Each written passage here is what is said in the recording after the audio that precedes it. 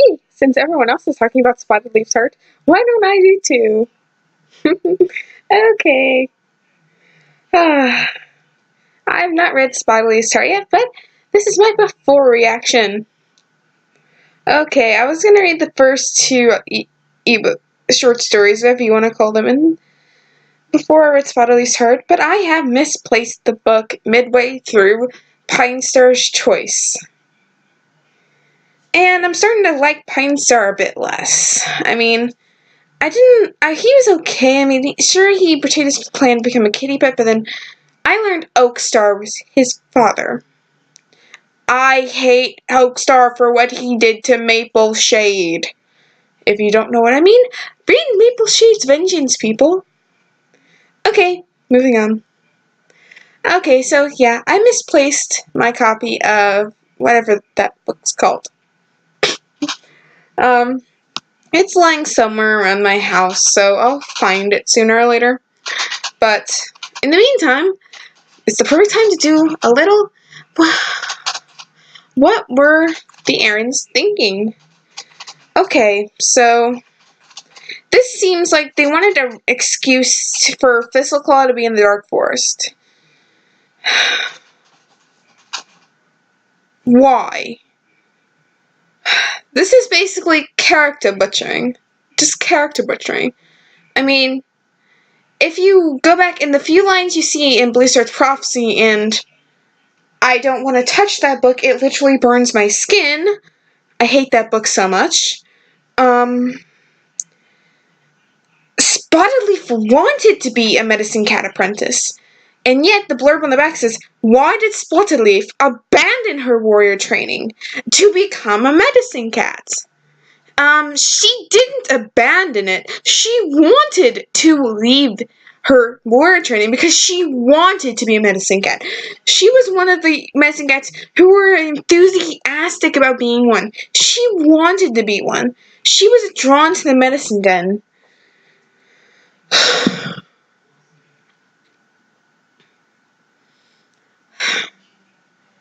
Okay, let's get on to the elephant in the room.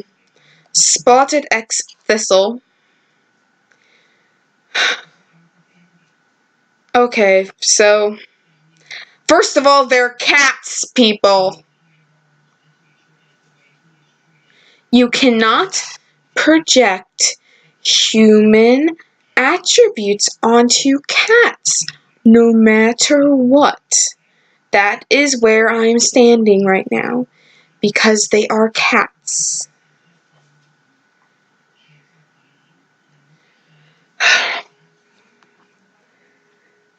Okay, so let's say that. Let's ignore all that happened when Spottedleaf was a kid. Let's say this started when she was an apprentice.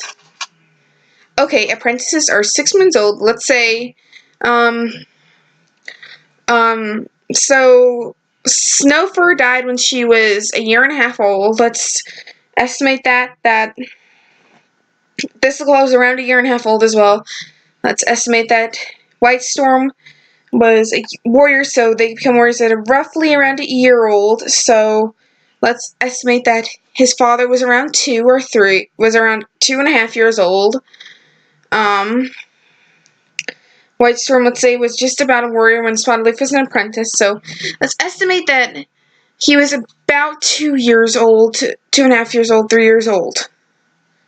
Now, given that back then cats didn't live very long, now, of course, warrior cats live much longer. I mean, White Storm in the original series was old at 5, and Lion Blaze right now is considered young at that age. So, we're going off old warriors' logic, not new warriors' logic. That's where you have to draw the line down the middle as, what are we going off of? Right now, we're going off of old warriors' logic. And of course, life in the wild is hard. These cats are fighting, having to find their own food, not getting regular veterinary care. So 3 to a 6-month-old cat. Not that big of an age difference for cats. Cats can start having kittens at around a year old. or less. So, not that big of an age difference. So, quite literally, we are not talking that big of an age difference if you really added it out. And I just added that in my head. It might have taken me a couple seconds, but I just added that out in my head. So, for all of you people going off about, stop. If I hear one more thing about Spottedleaf's heart, I am going to rip all my hair out. Because, here's the thing. We can whine and cry about it, but it's not going to make the ebook disappear. But here's the thing. You can stop talking about it. You do not have to read it. I hate Blue Star's Prophecy with all my heart. But here's the thing. I don't read it. It's on my shelf, but I don't read it. I don't touch it. It's there because it's part of my Warriors collection. I mean, it's part of the Warriors collection, so I have it. But I just don't read it. I don't like it. So, I don't complain about it. But it's there. It's there for reference if I need it. So, I don't see why people are making such a big deal. And plus, if it helps, this was the last book Victoria Holmes worked on before she retired.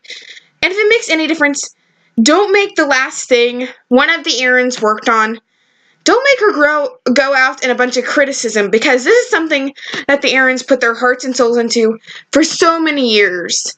And if you're going to complain about it, think of it this way. They've had to deal with deadlines from HarperCollins have put on them.